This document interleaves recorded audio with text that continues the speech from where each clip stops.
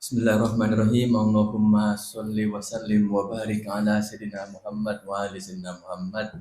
Allahumma sholli wa sallim wa barik ala sayyidina Muhammad wa ali sayyidina Muhammad. Allahumma sholli wa sallim wa barik ala sayyidina Muhammad wa ali sayyidina Muhammad fi kulli syai'in zahiran wa batinan daiman abadan.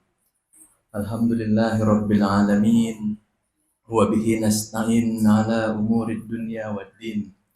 Wassalatu wassalamu ala asyrafil anbiya'i wal mursalin.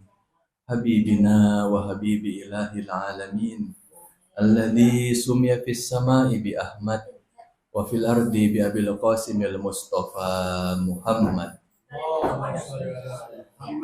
Wa ahli baitihi at-tayyibin at-tahirin la siyama baqiyatillahi fi ardin.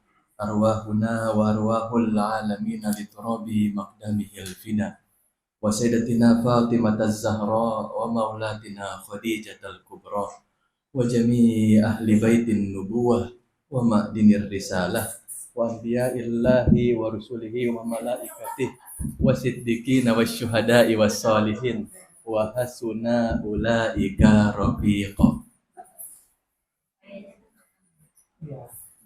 Assalamualaikum ayyuhan nabiyyu wa rahmatullahi wa barakatuh. Assalamu ala jami'i ahli baitin nubuwah. Assalamu ala ma'dinir risalah. Assalamu ala muhtalafil malaikah. Assalamualaikum jami'an wa rahmatullahi wa barakatuh. Waalaikumsalam. Ternyata beneran naik ini.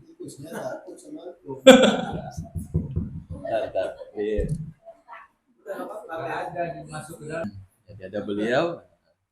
Jadi hakikat materi saya tentang Ustadz Ilyas sebenarnya.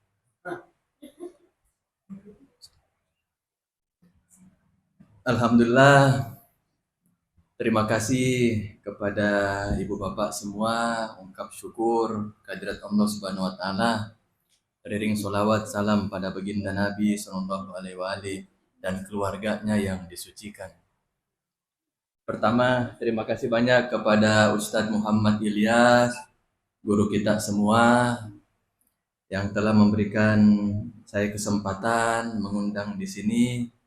Suatu kehormatan ya, walaupun dengan segala ketidaklayakan saya kira masih lebih banyak guru-guru ya, para asatidz di luar sana yang lebih layak berbicara di sini.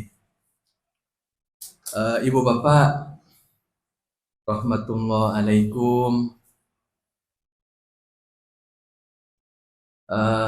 Ayatullah Jawadi Amuli punya seorang murid namanya Syekh Muhammad At-Tuni. Jadi di Iran itu ada seorang ulama besar, Ayatullah Jawadi Amuli. Saya kira sebagian kita atau mungkin semua yang hadir di sini sudah tahu ya. Beliau itu seorang marja, seorang faqih, juga filosof, juga arif ya. Kedalaman ilmu irfannya luar biasa. Dan beliau menulis tafsir judulnya Tasnim 80 jilid gitu. Jadi ada tafsir beliau itu 80 jilid. Nah, Ayatullah Jawadi Amuli ini punya murid Syekh Muhammad Fadil At-Tuni. Nah, suatu saat Syekh Muhammad Fadil At-Tuni ini, atau kita singkat Syekh Tuni, beliau menyampaikan dalam satu majelis, kata beliau begini, menghadaplah kepada Allah dengan membawa sesuatu yang tidak dimiliki Allah. Bingung ini yang jamaahnya. Jadi kata Syekh At-Tuni, datanglah kepada Allah dengan membawa sesuatu yang Allah tidak miliki. Begitu. Bingung jamaahnya. Bukankah Allah itu maha segala-galanya, memiliki segala-galanya? Tapi kata Syekh Tuni, menghadaplah kepada Allah dengan membawa sesuatu yang Allah Ta'ala tidak miliki. Bingung ini jamaah. Kalau kita bawa ilmu, Tuhan maha berilmu. Kalau kita bawa harta, Tuhan Maha Kaya. Jadi jamaahnya bingung. Adakah sesuatu yang tidak dimiliki oleh Allah? Tapi kata Syekh Tuni, justru itu syaratnya menghadap kepada Allah Subhanahu wa taala, menghadap dengan membawa sesuatu yang tidak dimiliki Allah Subhanahu wa taala. Akhirnya mereka bertanya, "Apa itu, Syekh? Kan Tuhan memiliki segala-galanya." Kata Syekh Tuni, menghadaplah kepada Allah dengan membawa segala kehinaan dan kekuranganmu. Itu yang tidak dimiliki Allah Subhanahu wa taala. Gitu. Nah, jadi kata Syekh Tuni, intinya kita ini sebenarnya tidak memiliki apa-apa. Biasanya dalam filsafat, Ibu Bapak, kita ini disebut sebagai wujud yang fakir, wujud yang tidak independen, kebergantungan mutlak begitu. Nah, tapi ternyata Mulla Sadra itu punya dua pendapat tentang wahdatul wujud. Ada wahdatul wujud tashkiki, ada wahdatul wujud syakhsi. Nah, di pendapat keduanya ini, kalau dulu Mulla Sadra itu berpendapat begini, kita adalah wujud yang bergantung. Ya, kita adalah wujud yang bergantung. Nah, tapi pada pendapat kedua ini, kita bukan lagi wujud yang bergantung, tapi kita adalah hakikat kebergantungan itu sendiri. Jadi wujud kita adalah kebergantungan itu sendiri, bukan ada wujud tapi bergantung. Tidak. Kita adalah hakikat kebergantungan itu sendiri. Nah, jadi hakikatnya ini kita tidak punya apa-apa. Dalam doa iftitah yang biasa dibaca di kalangan umum, innas sholati wa nusuki wa mahyaya wa mamati lillahi rabbil alamin. Nah, huruf lam di situ, huruf lam yang ada pada kata lillahi rabbil alamin, itu bukan hanya lam yang dimaksudkan untuk tujuan bahwa sholatku, ibadahku, matiku, hidupku hanya untuk Allah, tidak. Tapi lam di situ, lam yang dimaksud juga adalah lam milkiyah, lam kepemilikan. Jadi sebenarnya sholat kita, apapun ibadah yang kita lakukan itu tidak jadi milik kita sebenarnya. Nisbatnya kepada Allah Subhanahu wa taala. Dalam riwayat Imam Ja'far dari Unwan Al-Basri. Jadi ada seorang sahabat Imam Ja'far, insya Allah guru kita Ustadz Ilyas juga tahu. Unwan Al-Basri ini dulu berguru kepada Imam Malik. Gitu. Unwan Al-Basri ini berguru kepada Imam Malik. Dan setelah bertemu dengan Imam Ja'far, itu kekagumannya, perhatiannya, keterpukauannya langsung teralihkan kepada Imam Ja'far. Dia dulu ngefans sama Imam Malik. Nah, salah satu imam yang menjadi imamnya mazhab ahli sunnah.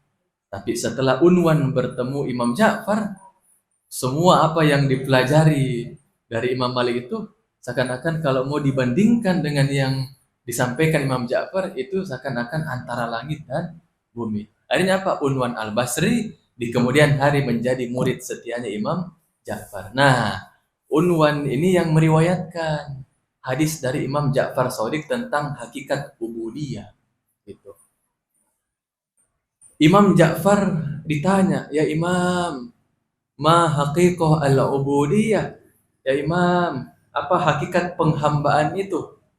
Imam tidak mengatakan begini, "Oh, hakikat penghambaan itu kamu sujud." Tidak. Hakikat penghambaan itu kamu memenuhi hak orang lain. Tidak. Betul, semua itu termasuk hakikat penghambaan. Tapi jawaban Imam yang diberikan kepada Unwan Al-Basri ketika ditanya, "Ya Imam, apa itu hakikat penghambaan?" Kata Imam begini, "Engkau belum dianggap menghamba kalau kau masih merasa memiliki." Kalau kita masih merasa memiliki. Jadi perjalanan manusia adalah perjalanan melepaskan rasa kepemilikan. Gitu. Kalau kita masih menganggap bahwa apa yang kita kenakan ini milik kita, menurut Imam Ja'far, kita belum dianggap menghamba. Kalau kita menganggap bahwa sholat itu masih menjadi milik kita, di situ masih ada keakuan, di situ masih ada ananiyah, keakuan.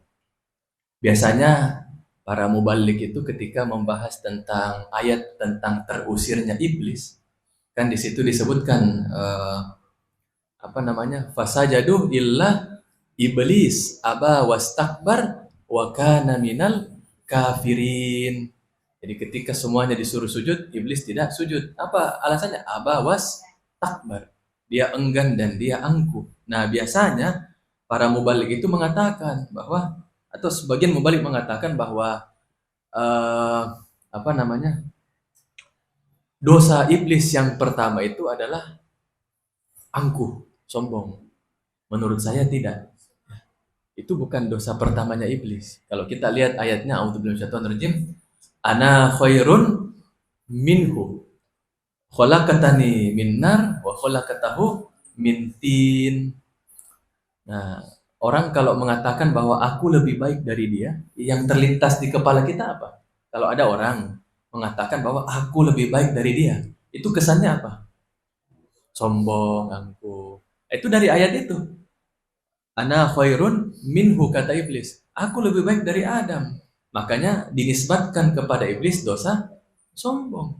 Tapi kalau kita lihat urut-urutan ayatnya, dosa pertama iblis itu bukan sombong. Dosa kedua. Mengucapkan khairun minhu, lebih baik dari dia, itu dosa kedua. Dosa pertamanya apa? Nah, kalau kita lihat urut-urutan ayatnya, iblis mengatakan ana khairun minhu. Sebelum iblis mengatakan khairun minhu, lebih baik dari dia, kata pertama, kosakata pertama yang diucapkan oleh iblis adalah ana. Jadi dosa pertama iblis adalah mengucapkan aku di hadapan Tuhan. Gitu. Itu dosa pertamanya iblis. Ya, jadi ananiyah, keakuan. Dan keakuan itu biasanya terpupuk ketika seseorang merasa memiliki sesuatu. Begitu. Memiliki keterikatan dengan sesuatu. Itu yang menghambat perjalanan jiwanya. Begitu. Masih merasa harta ini milikku, rumah ini milikku, usaha ini karena aku, capaian ini karena perjuanganku, apa yang aku peroleh selama ini karena usahaku. Semuanya dinisbatkan pada aku dan aku. Begitu. Nah, itu yang bahkan sering manusia tidak sadar menisbatkan karunia Allah Subhanahu wa taala pada keakuannya, pada ananiyahnya. Masya Allah, selamat datang Pak. Itu. Jadi ananiyah, keakuan. Jadi hakikatnya kita ini tidak punya apa-apa. Lalu bagaimana kita ini tidak punya apa-apa? Bahkan dalam hadis qudsi disebutkan bahwa Nabi Musa mengatakan kepada Tuhan, ya Allah, bagaimana mungkin aku mampu bersyukur kepadamu, sedangkan kemampuanku untuk bersyukur ini perlu disyukuri lagi. Begitu. Jadi kata Nabi Musa dalam hadis qudsi, ya Tuhan, bagaimana mungkin aku ini bersyukur kepadamu, sedangkan syukurku ini perlu disyukuri lagi. Jadi begitu terus. Syukurku atas syukurku ini perlu disyukuri. Kemampuanku untuk bersyukur atas mensyukur ini perlu disyukuri lagi. Seterusnya begitu hingga tak terbatas. Nah, nanti ketika kita menyadari bahwa ternyata kita ini tidak bisa apa-apa, tidak punya apa-apa, disitulah paradoksnya.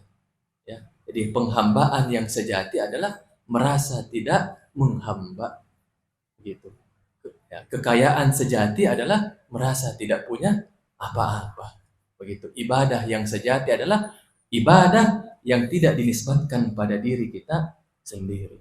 Gitu. Jadi itu yang dimaksud kefakiran. Dalam ayat Al-Quran, a'udzubillahi minasyaitonir rajim, bismillahirrahmanirrahim, kullu syai' halikun illa wajhah. Segala sesuatu akan halik, akan binasa, kecuali wajah Allah. Gimana maksudnya? Segala sesuatu akan binasa kecuali wajah Allah. Bagaimana maksudnya? Itu menariknya ayat Al-Quran. Kenapa yang disebut wajah? Kenapa misalnya tidak disebut mata? Misalnya, kullu syai'in halik illa ainah misalnya. Atau kullu apa misalnya ya? Kullu syai'in halik illa mulkah. Segala sesuatu akan binasa kecuali kerajaannya misalnya. Ini tidak. Ayat Al-Qur'annya mengatakan kullu syai'in halik illa wajhah. Segala sesuatu akan binasa kecuali wajah Tuhan, wajah Allah Subhanahu wa taala. Nah, apa yang dimaksud wajah? Biasanya kalau kita ingin mengingat seseorang, yang diingat apanya? Kalau Mas Fauzan katanya utangnya, gitu. Jadi yang diingat kalau ingat seseorang apa? Utangnya, gitu. Yeah. Nah, jadi biasanya kalau kita mengingat orang itu, yang diingat adalah wajahnya. Wajah itu yang mewakili. Kita tidak perlu ingat bagaimana jari-jarinya. Kita tidak perlu mengingat bagaimana telinganya, bagaimana bentuk kakinya. Tidak. Yang kita, kalau kita ingin mengingat seseorang, yang kita ingat itu adalah wajahnya. Wajah itu manifestasi keseluruhan diri seseorang. Gitu. Makanya kalau kita ingin mengingat seseorang, yang kita ingat adalah wajahnya, manifestasi dirinya. Gitu. Nah, kembali ke ayat tadi. Kullu syai'in halik illa wajah. Segala sesuatu akan binasa kecuali wajah Allah. Apa yang dimaksud wajah Allah? Dalam riwayat Ahlul Bait alaihimussalam, kata Imam Ja'far, nahnu wajhullah. Kami adalah wajahnya Allah. Begitu. Kenapa? Karena al-ma'sumin yang menjadi manifestasi sempurna dari Allah Subhanahu wa taala. Nah, jadi segala sesuatu akan binasa kecuali manifestasinya Allah Subhanahu wa taala. Maka apapun yang kita lakukan yang dinisbatkan kepada al-ma'sumin, yang dilakukan demi kecintaan al-ma'sumin, itulah yang akan abadi. Begitu. Segala sesuatu akan binasa kecuali wajah Allah. Apa maksudnya? Segala sesuatu itu akan binasa kecuali apa? Yang disandarkan pada al-ma'sumin, yang dinisbatkan pada al-ma'sumin, yang disambungkan pada al-ma'sumin. Dan itulah wajah Allah, itulah yang menutupi kekurangan-kekurangan kita. Wajah Allah itulah yang menutupi segala aib kita, yang menutupi segala kehinaan kita, segala kekurangan kita. Sekiranya bukan karena Ahlul Bait, sudah dari dulu kita ini binasa. Gitu. Sekiranya bukan karena keindahan, perwujudan manifestasi cinta teramat sempurna itu, sudah dari dulu kita binasa. Kita tidak bisa bergantung pada amal-amal kita. Begitu.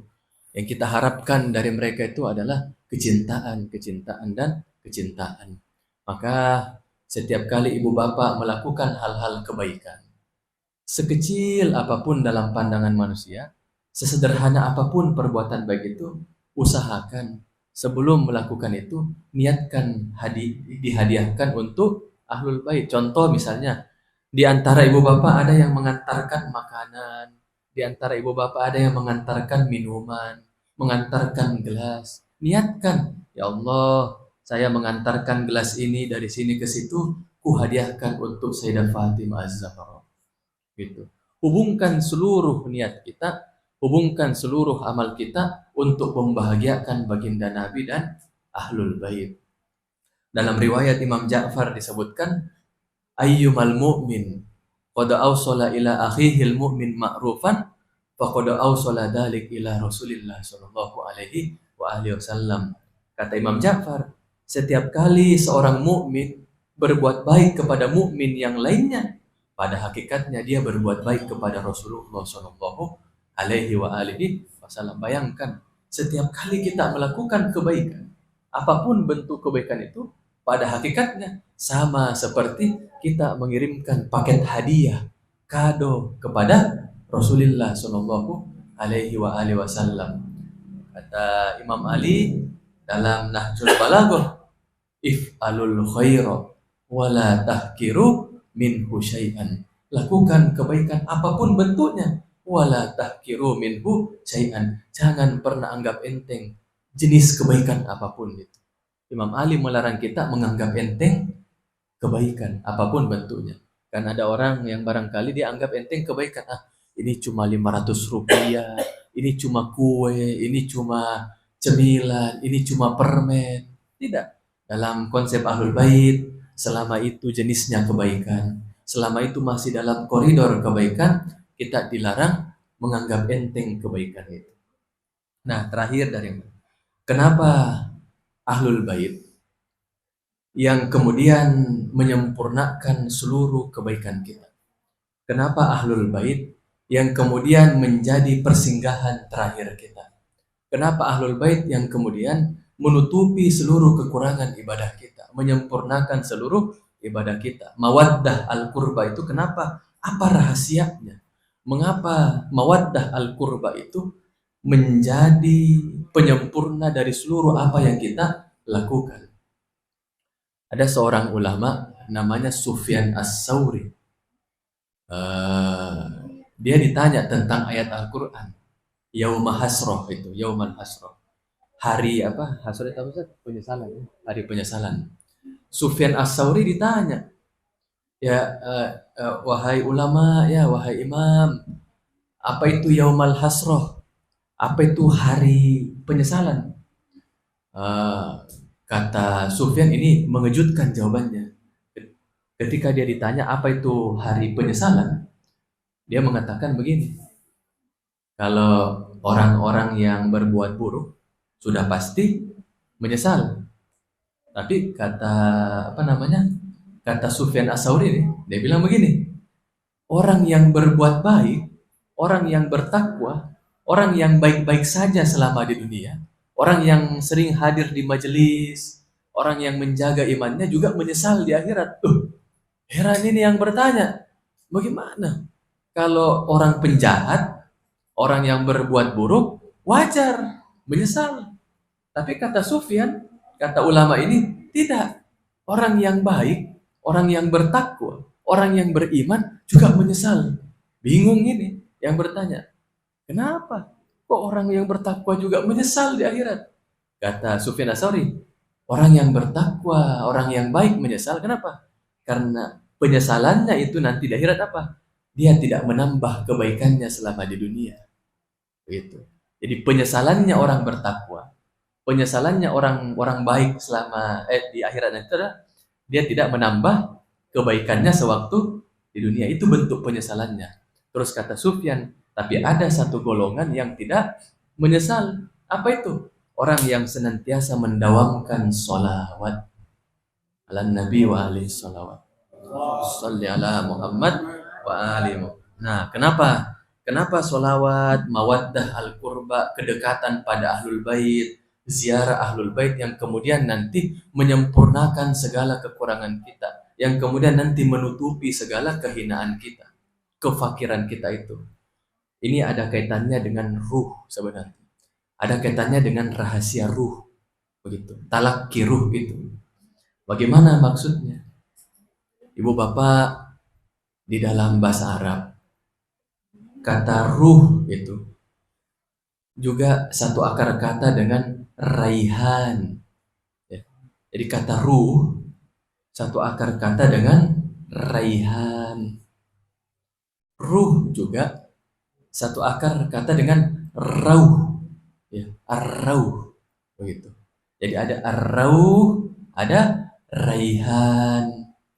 Nah, kata ruh juga satu akar kata dengan istirohah, bentuk istif'al. Jadi dalam bahasa Arab ada bentuk istif'al, meminta. Contoh begini, kebaikan khair, tapi kalau meminta kebaikan istikharah, gitu. Contoh dalam bahasa Arab, istighfar itu dari kata ghafaro, tapi meminta ampunan istighfar, itu bentuk istif'alnya. Nah, kalau roha, istirahat, rehat apa? Meminta ketenangan, meminta kenyamanan, istirohah. Nah, menariknya diserap kemudian dalam bahasa Indonesia istirahat. Jadi kata istirahat dalam bahasa Indonesia itu bentuk istif'alnya bahasa Arab. Begitu. Nah, istirohah. Nah, jadi kata ruh kita ini, jiwa kita ini satu akar kata dengan raihan. Juga satu akar kata dengan rauh. Juga satu akar kata dengan rih. Gitu. Juga satu akar kata dengan rihan. Gitu. Juga satu akar kata dengan rawah. Dan banyak lagi. Nah, ini rahasianya sebenarnya. Apa kaitannya ruh kita dengan kata-kata itu tadi? Gitu. Ruh itu kan jiwa kita yang dengannya kita hidup, begitu. Nah, tapi dari akar kata yang sama, ya, dari akar kata yang sama membentuk kata rauh, ya, rauh. Roha juga bisa, ya. Yang artinya apa? Kenyamanan, ketenangan, istirahat roha, begitu. Tapi pada saat yang sama, ruh juga satu akar kata dengan rihan, wewangian, wewangian.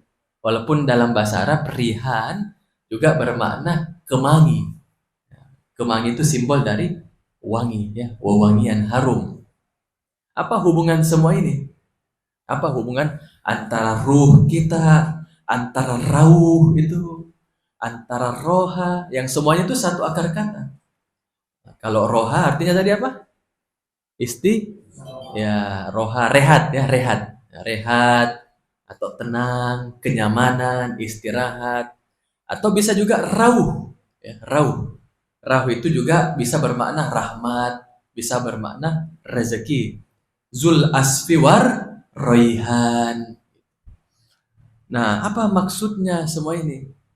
Apa hubungannya dengan ruh kita? Karena semua ini satu akar kata. Bahkan dalam bahasa Arab juga rawaha, ya, rawaha yurawihu. Nah, ini masih satu akar kata dengan ruh. Apa rawaha? Rawaha itu artinya menghibur. Ya, rawaha itu artinya menghibur, menyegarkan, menyenangkan. Jadi ada rawaha, ada roha. Apa kaitannya? Nah, sebenarnya ruh kita ini, ya, ruh kita ini selalu mencari tempat yang membuat dia nyaman. Gitu.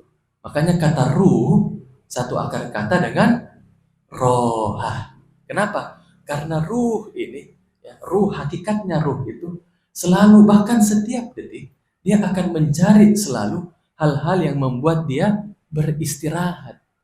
Dia akan selalu mencari sesuatu yang membuat dirinya nyaman.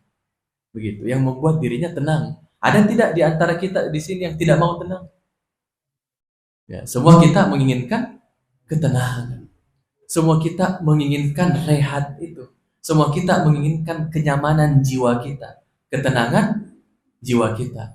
Begitu. Dan itu kaitannya dengan kata rohah. Nah, terus apa kaitannya dengan kata rihan, wewangian? Izinkan untuk menutup ini, saya bacakan ayat Al-Quran surah Al-Waqi'ah. Ini kaitannya dengan ruh kita yang selalu mencari kenyamanan. Ini kaitannya dengan ruh kita yang selalu mencari tempat peristirahatan.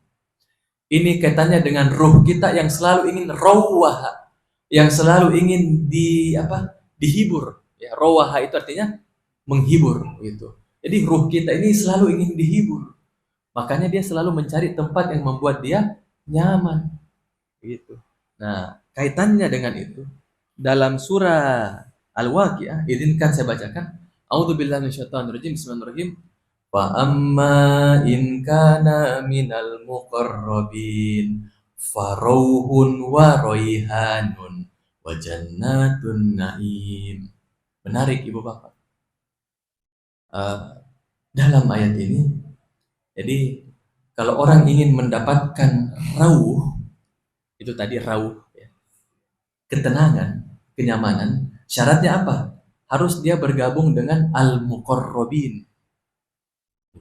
Jadi wa amma in kana minal muqarrabin, ya, Kalau dia termasuk golongan yang muqarrabin, farauhun wa raihanun wa jannatu naim. Menarik.